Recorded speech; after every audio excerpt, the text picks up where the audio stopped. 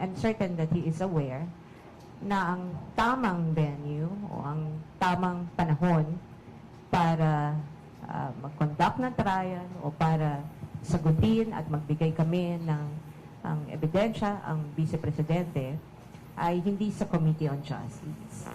Ito ay before the impeachment court. Ibig sabihin sa Senado. Hindi naman ito I think this is something important that we all need to understand. Hindi maaari na sinasabi lang natin, dapat dito kayo sa komite, dito kayo sa komite. Kasi kailangan lang nating basahin ng konstitusyon. Sino ba ang impeachment court? Ito ba ang Committee on Justice? Hindi. Ito ba ang House of Representatives? Hindi rin. So sino? According to the Constitution, ang impeachment court, if that even will be constituted, ay ang Senado. So, ang ibig kong sabihin, the defense and the Vice President are ready to respond in detail, again, before the proper forum, and during a fair trial. Last na lang po on my end. Ito po, naungkat din po ito dun sa hearings, yung sinasabing return, yung papabalik ng mga sinasabing confidential funds na according to sa Commission Auditor. But what's your take po doon? I mean, ano pong reaction po ng defense team sa paglalabas ng mga dokumento na ito regarding sa confidential funds? Thank you, Red. I think you're referring to the decision of the Commission proper. I'll be very candid. Nandun ako sa hearing na yun di ba? Kung napapansin nyo, sumisilip nga ako sa phone ni Attorney Camora. Kasi, nagulat ako. The Office of the Vice President or the persons that are accountable, allegedly, doon sa ND, hindi pa sila naserban ng copy nung ND bago in-announce yung decision na yon. In fact, hanggang ngayon, wala pa rin kaming natatanggap. Ang natatanggap pa lang namin ay syempre yung galing sa House na binibigay nila sa amin. Pero yung mismong from COA itself, and I keep on checking with the accountable officers named in that decision, kung nakuha na nila, or kami bilang councils, wala pa rin kami natatanggap actually. Ngayon, pagdating sa restitution, hindi pa po panahon para pag-usapan ang restitution because hindi pa po final yung decision na yan. Let me clarify that. After a decision is rendered by the Commission proper that is adverse, in this case, to the accountable officers of the OVP, meron pa pong 30-day period within which we can file an MR or we can, or actually, upon denial of the MR or motion for reconsideration, we will go up to the Supreme Court based on Rule 64 of the Rules of Court. At yan po ay nasa COA rules mismo. So we just wanted to clarify para lang klaro tayo lahat dito. The Commission proper has decided, yes, wala pa kaming kopya. And secondly, hindi pa po final yan dahil may remedies pa po ang mga officials ng OVP. Again, motion for reconsideration within 30 days. And then, upon denial, kung ano man ang balanse ng 30-day period na yon, ay maaari pa kaming umakyat sa Supreme Court on Rule 64. At doon lang po sa desisyon ng Supreme Court magiging final itong disallowance na ito. Ms. Maricel Ordona of GK News.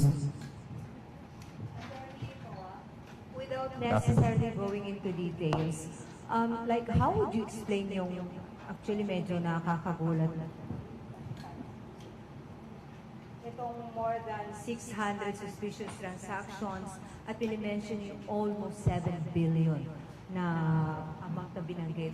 Like, sa part ng defense team, like, without necessarily going into details, like, how would you address yung allegations na kahapon? I'll just stick with the facts, Kasi nga ayaw nating parang nagdedebate tayo sa media, di ba? So we'll just stick with the facts.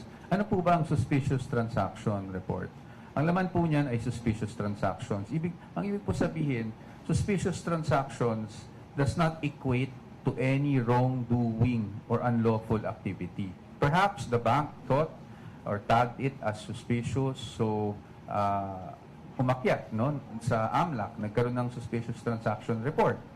Ngayon, hindi naman ibig sabihin nun, illegal na kaagad, or may money laundering na kaagad, or may krimen na kaagad. In fact, magti-trigger lang yon para sa AMLAC na tingnan at kung gusto nilang imbestigahan, at yun po ang nangyari. In fact, kanina, when the legal team and I, the defense team and I were perusing over the documents, wala kasi kaming time so nagpa-browse lang kami. Napansin namin dun sa attachment ng suspicious transaction report, ang naging basis nila for that was media reports on the confidential funds, on the committee hearings, regarding in relation to the confidential funds. So, maaring yon yung nag-trigger sa bank, no? And yun lang yung naging basihan ng bank, kaya nagkaroon ng suspicious transaction report. But, again, I don't want to speculate on that. Yun lang yung nabasa namin. So, wala pa kaming time para bigyan kayo ng full picture. But at least we want that established that a suspicious transaction does not necessarily mean or does not automatically equate to any wrongdoing or any unlawful activity. Pagdating naman po dun sa pangalawang yung tanong na bilyon at sabi nyo nga nakakagulat, marami ring nagulat. Totoo naman po yun, no? Kahit naman sino siguro magagulat kung ganun yung amounts. But again, doon po kami nanggagaling sa how is an AMLAC report presented.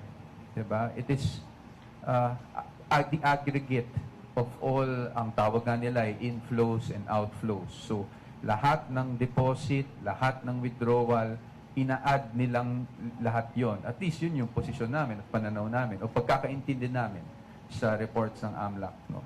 Na ina-add lang nila lahat yun over a span of 18 years. So, it doesn't give us a clear picture kung magkano ba talaga yung pera na nasa bangko.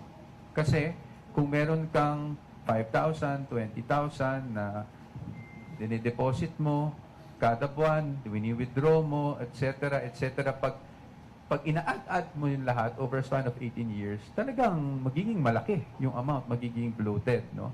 And that is why we're saying that these things, no, we just have to be very cautious on how we look at it. Again, I'm not saying na mali yung report ng AMLAC, wala kaming sinasabing ganyan.